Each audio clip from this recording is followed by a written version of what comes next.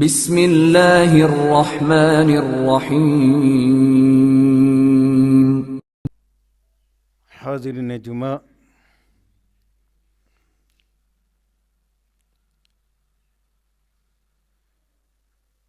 ہر قسم کی حمد و ثنا، تعریف و توصیف، کبریائی اور بڑائی اللہ وحدہ لا شریک، خالق کائنات، مالک ارض و سما کے لیے ہے، جو ہمارا مربی و پالنہار ہے۔ بے شمار درود و سلام ہو مدنی آقا تاجدار مدینہ جناب محمد الرسول اللہ صلی اللہ علیہ وسلم پر،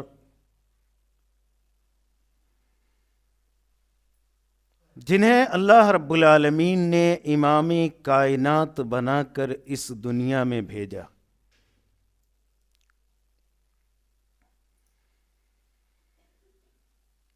جن کی امت میں ہم اور آپ ہیں،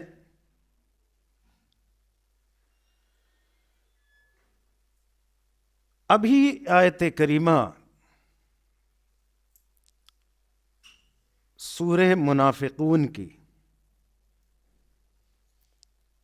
آپ کے سامنے پڑھی گئی۔ آج کا خطبہ جمعہ، کیونکہ اس سے قبل میں نے موت کے تعلق سے کچھ باتیں آپ کے سامنے رکھی تھیں، اسی سلسلے میں چند باتیں آج میں آپ کے سامنے رکھنا چاہتا ہوں۔ اللہ تبارک و تعالیٰ سے دعا ہے کہ پروردگار عالم صحیح بات کہنے اور سننے اور اس پر عمل کرنے کی توفیق عطا فرمائے۔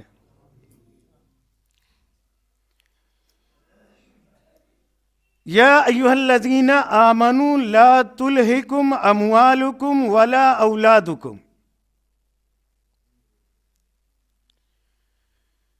اس آیت کریمہ میں ایمان والوں کو مخاطب کیا گیا ہے۔ کن لوگوں کو؟ ایمان والوں کو، مسلمانوں کو، جو صاحب ایمان ہیں، جو اللہ اور اس کے رسول کی باتوں کو مانتے ہیں، تسلیم کرتے ہیں،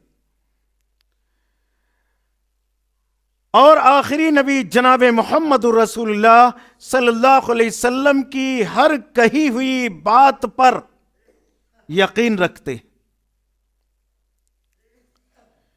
انہیں اللہ تبارک و تعالیٰ نے اس آیت کریمہ میں خاص طور پر مخاطب کیا ہے کہ یا ایھا الذین آمنوا لا تلہکم اموالکم ولا اولادکم۔ یہاں پر اس آیت میں اللہ تبارک و تعالیٰ نے دو باتیں بیان فرمائی۔ ایک پہلی بات مال، اور دوسری چیز اولاد۔ یہ مال اور اولاد، مال بھی ہمیں اللہ کے ذکر سے غافل کرنے والا ہے، کیونکہ انسان جب دنیا کے اندر منہمک ہو جاتا ہے اور خالص اس کے اندر مال کی حرص پیدا ہو جاتی ہے، مال کا لالچ پیدا ہو جاتا ہے کہ وہ کیسے حاصل کرے، کیسے کمائے، کیسے کھائے، تو وہ مال کے پیچھے بھاگنے لگتا ہے، مال کے پیچھے دوڑنے لگتا ہے، اور پھر وہ تمام چیزوں کو ترک کر کے، تمام چیزوں کو چھوڑ کر کے، اللہ اور اس کے رسول کے فرامین کو چھوڑ کر کے وہ دنیا ہی میں لگ جاتا ہے، دنیا میں لگ جاتا ہے، جبکہ دنیا اللہ تبارک و تعالی نے ان بندوں کے لیے اس لیے نہیں بنائی کہ دنیا ہی میں تم گھل جاؤ، بلکہ تمہارے پیدا کرنے کا مقصد، اس دنیا کے اندر لانے کا مقصد یہ کیا ہے؟ اللہ تبارک و تعالی تمہیں جانچنا چاہتا ہے،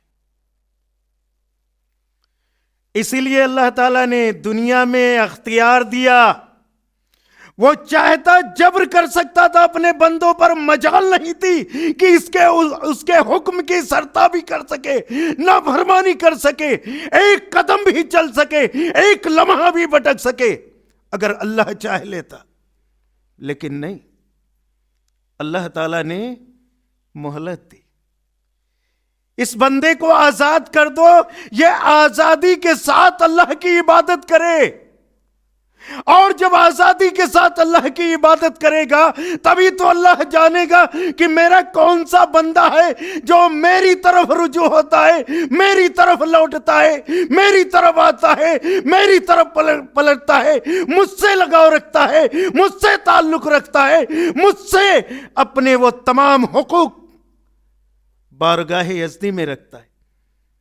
کہ اللہ تبارک و تعالی دنیا میں خالی اس لیے نہیں پیدا کر دیا کہ بھائی بس یہ دنیا ہی سب کچھ ہے، ہم یہاں اپنی مرضی کے مطابق زندگی گزارنا چاہے، نہیں، ہماری زندگی یہ مشروط ہے اللہ اور اس کے رسول کے فرامین کے ساتھ۔ ہم اس دنیا کے اندر آئے ہیں آزاد ہو کر کے، اللہ نے آزاد تو ضرور کر دیا، اللہ نے ہمیں آزاد تو ضرور کر دیا، لیکن ہم آزاد نہیں ہیں۔ کیوں؟ اس آزادی کے ساتھ ہمیں اللہ کی عبادت کرنا ہے۔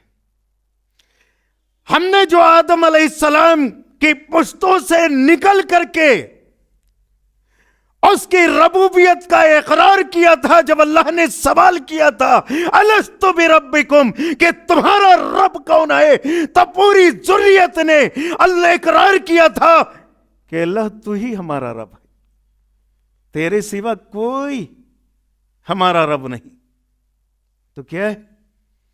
جب ہم نے رب کی ربوبیت کا اقرار کر لیا اور رسول کی رسالت کو اس دنیا کے اندر تسلیم کر لیا، اب ہمارے لیے گنجائش یہ نہیں ہے کہ ہم اپنی مرضی کے مطابق جس طریقے سے چاہیں اس دنیا کے اندر چلے، نہیں چل سکتے۔ اللہ نے کچھ چیزوں کی آزادی دی، آپ چلیے، لیکن بہت سارے دنیا کے اندر اللہ تعالیٰ نے جن چیزوں سے منع کیا ہے ان سے رکنا ہے، اللہ کی عبادت کرنا ہے۔ یا ایھا الذین آمنوا، ایمان والوں کو مخاطب کر کے انہی لوگوں کو خطاب خاص کر اس لیے کیا گیا ہے کہ تمام دنیا کے لوگ تو مال و دولت کی طرف بھاگ رہے ہیں، یہ سب اللہ کو بھول چکے، سارے لوگ دنیا کے سب مال و دولت کی طرف لگے ہوئے ہیں، اور انہوں نے صرف دنیا ہی کو سب کچھ سمجھ لیا ہے۔ اس لیے اے ایمان والو، یا ایھا الذین آمنوا، اے ایمان والو، تم دنیا ہی کی طرف نہ بھاگو، مال ہی کی طرف نہ بھاگو، بلکہ کچھ اوقات مقرر کر دیے گئے ہیں۔ بھائی پورے دن عبادت نہیں کر سکتے، اللہ بھی جانتا تھا کہ یہ میرا بندہ 24 گھنٹے کیسے فرشتوں کی طرح میرے سامنے جھکا رہے گا، کیسے میرے سامنے لگا رہے گا، اللہ بھی جانتا تھا۔ اسی لیے اللہ نے اوقات اپنے آخری نبی جناب محمد رسول اللہ صلی اللہ علیہ وسلم کے ذریعے سے بتا دیے کہ ان اوقات میں ہم اللہ تعالیٰ کی عبادت کریں۔ یہ وقت یہاں سے یہاں تک ہے، یہ وقت یہاں سے یہاں تک ہے، وہ اوقات مقرر کر دیے ہیں۔ آپ اللہ کی عبادت کرنے کے بعد آپ جائیے، اپنی تجارت میں لگ جائیے، آپ اپنے کاروبار میں لگ جائیے، آپ اپنے بال بچوں کو دیکھیے، آپ اپنے گھر بار کو دیکھیے، آپ تمام لوگوں کو دیکھیے، آپ دوستوں کو بھی دیکھیے، آپ رشتہ داروں کو بھی دیکھیے، آپ اور لوگوں کے بھی حقوق ادا کریے۔ ان تمام لوگوں کے حقوق اس دنیا میں رہ کر کے ادا کرنے، اللہ کے حق کے ساتھ ساتھ دوسرے بھی حقوق ادا کرنے، یہ تمام چیزیں اللہ تعالیٰ نے ہمیں اسی لیے مخاطب کیا، یا ایھا الذین آمنوا لا تلہکم اموالکم ولا اولادکم عن ذکر اللہ۔ پہلی چیز تو مال ہے اور دوسری چیز اولاد ہے۔ اولاد کی بھی محبت میں بھی انسان پڑ جاتا ہے تو اللہ کے ذکر سے غافل ہو جاتا ہے۔ ہمارے بہت سارے بھائی عبادت کیا اولاد اگر کہتے نہیں، ارے چلو بھائی فلاں نمائش لگی ہے تو وہاں تو جانا ضروری، وہاں پہنچنا ضروری ہے بھائی، لیکن اپنی اولاد کو اللہ کے دربار میں لانا، وہاں حاضری دینا کہ چلو ہماری اولاد راہ راست پر آ جائے، ہم نماز پڑھیں گے، ہمارے ساتھ ہماری اولاد بھی نماز پڑھے گی، ہم صدقہ دیں گے، ہماری اولاد بھی صدقہ دے گی، ہم اپنے مال کو اللہ کے راستے میں لگائیں گے تو ہماری اولاد بھی لگائے گی، بھئی وہ دیکھے گی ہمیں نا، اسی طریقے سے خرچ کرے گی۔ تو کیا اولاد میں پڑھ کر کے انسان اللہ کے ذکر سے غافل ہو جاتا ہے؟ اگر اولاد کہہ دے تو نماز کا اگر وقت بھی ہو رہا ہوگا تو انسان اس طرف چلا جائے گا اور نماز کی طرف آنا مشکل ہوگا، مشکل ہو جائے گا۔ یہ ہمارا ایمان ہے، یہ کیا ہے؟ یہ ہمارا ایمان ہے، کہاں تک جنت میں لے جائے گا۔ ویسے تو موت کا خطبہ ہے، یہ ہمارا ایمان ہے۔ پلسرات کہاں قائم کیا جائے گا؟ جہنم کے اوپر، جہنم کے اوپر ایک پل قائم کیا جائے گا، اور اس ہر بندے کو، چاہے وہ ایمان والا ہو یا غیر ایمان والا ہو، اور شخص کو پلسرات پار کرنا ہے، تو یہ ایمان جب اتنا کمزور ہوگا تو ہم کیسے پلسرات کے راستے کو پار کریں گے؟ کیسے پار کریں گے؟ وہاں تو لوگ گر رہے ہوں گے، آنکھوں سے دیکھے گا بھی، جہنم کے اندر گر رہے ہوں گے لوگ، کوئی گھسٹ رہا ہوگا، کوئی اس میں گر رہا ہوگا، یہ کیفیت ہوگی۔ اور ہمارا ایمان اتنا کمزور ہے، جو ایمان مسجد تک اللہ اکبر کی صدا ہو اور مسجد تک نہ لا سکے، وہ ایمان پلسرات کے راستے پر کیسے پار کروائے گا؟ اللہ ہی خیر۔ اس لیے میرے اسلامی بھائیوں، ہم آئے ہیں اس دنیا کے اندر، تجارت، کاروبار، بال بچے، میاں بیوی، سب کے ایک دوسرے کے حقوق ہیں، سب کچھ ادا کرنا ہے اسی زندگی میں۔ یہ جو چند سال کی زندگی ملی ہے، اسی زندگی کے اندر، لیکن اس زندگی میں ادا کرنے کے ساتھ ساتھ ہم اللہ کو نہ بھولیں، اللہ کو نہ بھولیں۔ یا ایھا الذین آمنوا لا تلہکم اموالکم ولا اولادکم عن ذکر اللہ۔ اللہ کے ذکر سے ایسے غافل ہو گئے جیسے لگ رہا ہے کہ بس اب سب کچھ یہی مال، یہی دولت، یہی کاروبار، یہی تجارت یہی رہ گئی ہے، اس کے سوا اور کچھ ہے ہی نہیں، یہی ہمارا بیڑا پار لگائے گی، یہی ہمیں ہر جگہ کامیابی دلائے گی اور اسی سے ہماری ترقی ہوگی، ورنہ ہماری ترقی نہیں ہو سکتی۔ اللہ کے یہاں ترقی کی چیز میں کس میں ہوگی؟ جب اللہ کی عبادت کی ہوگی۔ ایک حدیث ہے مستدرک الحاکم کے اندر جس میں 5 باتیں بتائی گئی۔ کتنی؟ 5 باتیں۔ اغتنم خمسا قبل خمس۔ ایک شخص کو عبداللہ ابن عباس رضی اللہ تعالیٰ عنہ سے روایت ہے کہ اللہ کے نبی جناب محمد رسول اللہ صلی اللہ علیہ وسلم ایک شخص کو نصیحت کر رہے، اسے واعظ کر رہے، اسے بتا رہے، اسے سمجھا رہے، زندگی کے اصول بتا رہے کہ تمہیں دنیا کے اندر کیسے رہنا ہے، کیسے زندگی بسر کرنی ہے، اس کے اصول بتا رہے۔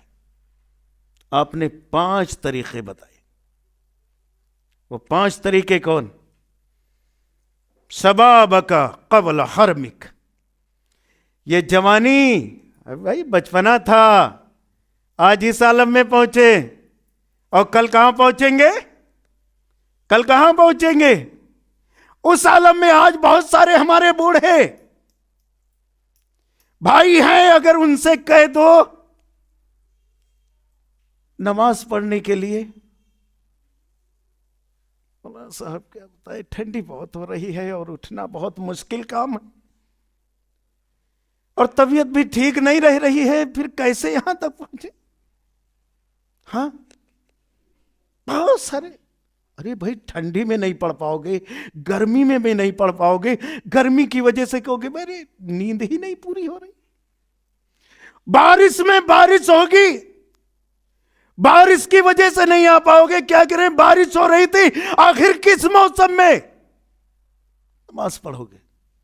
اللہ کے نبی جناب محمد رسول اللہ صلی اللہ علیہ وسلم نصیحت کرتے ہیں اپنے ساتھی کو، شبابک قبل حرمک، یہ جوانی جو اللہ نے دی ہے، یہ جوانی، اس جوانی کو غنیمت سمجھو، اس میں طاقت ہے، اس میں قوت ہے، اس میں آپ سب کچھ کر سکتے ہیں، ایک جوش بھی ہے، ایک جذبہ بھی ہے، ہر طرح کی طاقت اور قوت موجود بھی ہے، مسجد تک آنے کے بھی، دوسری جگہ جانے کے بھی، اور تمام خواہشات بھی موجود ہیں، ان تمام چیزوں کو مد نظر رکھتے ہوئے پھر وہ اللہ کے سامنے حاضر ہوتا ہے، اللہ کی عبادت کرتا ہے، تو یہ جوانی کی عبادت اللہ کو سب سے زیادہ مقبول ہے، سب سے زیادہ پسند ہوتی۔ کون سی عبادت؟ یہ جوانی کی، جوانی میں بھی نہیں پڑھ سکے، بڑھاپے میں بھی نہیں پڑھ سکے، ارے کب پڑھیں گے بھائی؟ جوانی میں جوانی کی وجہ سے نہیں پڑھ سکے، خواہشاتیں بہت تھی۔ شبابک قبل حرمک، یہ جوانی تمہاری باقی نہیں رہے گی بلکہ بڑھاپا آ جائے گا۔ کیا آئے گا؟ بڑھاپا آ جائے گا، اور ہو سکتا ہے کہ بھیا جوانی میں چل دو، کیونکہ اللہ نے موت کا وقت متعین کر دیا ہے، لیکن کسی انسان کو نہیں معلوم، کسی بھی انسان کو نہیں بتایا۔ کیوں نہیں بتایا؟ اگر انسان کو بتا دیا جاتا تو یہ اور ہر درمیاں کرتا، ارے ابھی تو اتنے دن باقی ہیں یار، 10 سال، ارے 10 سال کیا کہتے ہیں، خوب زندگی کیا ہے، مست و مگن گزار لے اور اس کے بعد دیکھا جائے گا، آخر میں عبادت کر لیں گے۔ نہیں، اللہ نے بتایا ہی نہیں۔ کیوں نہیں بتایا؟ اسی لیے تاکہ ہر وقت موت کو یاد کرو، جہاں بھی کھڑے ہو، جہاں بھی بیٹھو، جہاں بھی اٹھو، جہاں بھی لیٹو، ہر وقت موت کو یاد کرو، کیونکہ موت کا فرشتہ تمہارا انتظار کر رہا ہے، وہ کس وقت کہاں پہ، کس وقت کہاں پہ آ جائے یہ تمہیں پتہ نہیں ہے، یہ تمہیں پتہ نہیں۔ ہم تو سوچ رہے یار ابھی تو ہم جوان ہیں، ارے طاقت ہے، قوت ہے، ابھی ہمیں کہاں مرنا ہے۔ تقدیر ساتھ نہیں دیتی، انسان خطاب کرتے ہوئے بھی دنیا سے چلا جاتا ہے۔ دکتور رضا اللہ بنارس سلفیہ کے، کیونکہ بات آئی اسے بتا دے، تقدیر کا موضوع تھا۔ تقدیر، بھئی تقدیر کے بارے میں بیان کر رہے تھے، ان کا پروگرام چل رہا تھا، اور اسی میں کیا ہوا، اچانک بیمار ہوئے اور اچانک انتقال ہو گئے۔ اٹیک جس کو ہم کہتے ہیں، اچانک موتیں ہو رہی، آدمی ایک دم ٹھیک ہے، صحیح ہے، اسے مہلت ہی نہیں ملے گی تو کیا کرے گا؟ اس وقت کیا کرے گا؟ اس لیے ہر وقت تیار ہو، ہر وقت مسلمان کو تیار رہنا چاہیے۔ تو یہاں کیا بتایا؟ شبابک قبل حرمک وصحتک قبل سقمک۔ ایک تو جوانی دی، دوسرے صحت، تندرستی۔ یہ تندرستی ہمیشہ نہیں رہتی، یہ صحت ہمیشہ باقی نہیں رہتی، اس میں بیماری لگ جاتی۔ سقم کیا لگ جاتی؟ بیماری، کہیں دل کی بیماری، کہیں کوئی اور بیماری۔ بھئی کون سی بیماری پیدا ہو جائے ہر انسان جانتا ہے، آج کے دور میں اس سے تو غافل نہیں ہے، اس سے تو غافل نہیں، ہر گھر میں لوگ بیمار ہوتے ہیں۔ یہ صحت جو اللہ نے دی ہے، ابھی بیمار نہیں ہو، جوان ہو، اس کو غنیمت سمجھو، اللہ کے سامنے توبہ کرو، اللہ کے سامنے جھکو، اللہ کو یاد کرو۔ صحت قبل سقمک، یہ صحت باقی رہنے والی نہیں ہے، کس وقت خراب ہو جائے کچھ پتہ نہیں ہے، چلتے پھرتے انسان اچانک چل دیتا ہے۔ اور جس مال پر انسان کو بڑا فخر ہوتا ہے، غناءک قبل فقرک۔ تیسری بات اللہ کے نبی جناب محمد رسول اللہ صلی اللہ علیہ وسلم نے فرمایا کہ غناءک قبل فقرک، یہ دولت جس کے اوپر تم کبر، غرور، گھمنڈ، جس کے لیے بہت ساری تمہاری خواہشات پھیلی ہوئی ہیں، یہ سب کیا ہے؟ چند لمحے کی ہیں، اس کو غنیمت سمجھو۔ تنگ دستی سے پہلے اس مال کو، اس دولت کو غنیمت سمجھو، اس کو صحیح راستے میں خرچ کرو، اللہ کے راستے میں فی سبیل اللہ خرچ کرو۔ یہ کیا ہے؟ اللہ نے مال دیا ہے تو مال کے ذریعے سے بھی نیکیاں حاصل کرو، اس کے ذریعے سے بھی نیکیاں کماؤ۔ اور اس کے بعد اللہ کے نبی جناب محمد رسول اللہ صلی اللہ علیہ وسلم نے یہ 3 باتیں ہو گئی، اور وقت بھی ہو چکا ہے، انشاءاللہ جو آگے باتیں ہیں وہ آئندہ بیان کریں گے۔ اللہ تبارک و تعالیٰ سے دعا ہے اللہ ہم سب کو جب تک اس دنیا کے اندر زندہ رکھے، ایمان اور سلامتی کے ساتھ زندہ رکھے، اور جب اٹھائے پروردگار عالم تو ایمان اور سلامتی کے ساتھ اٹھائے۔ الہ العالمین، ہم میں سے جو پریشان حال ہیں اللہ ان کی پریشانیوں کو دور فرما۔ اے اللہ جو بے روزگار ہیں اللہ انہیں روزیوں سے نواز دے۔ اے اللہ جو قرض دار ہیں اللہ ان کے قرض کی ادائیگی کے راستے کھول دے۔ پروردگار عالم، ہم میں سے جو بیمار ہیں اللہ انہیں شفائے کاملہ عاجلہ عطا فرما، اور ہمارے جہاں کہیں بھی مسلمان بھائی اللہ تیرے دین اور تیرے ایمان کے لیے اللہ تیرے راستے میں ڈٹے ہوئے ہیں، اللہ ان سب کی مدد فرما، کیونکہ یہ حدیث ابھی اس میں اور تفصیل ہے، انشاءاللہ آئندہ بیان کریں گے۔ آمین، استغفر۔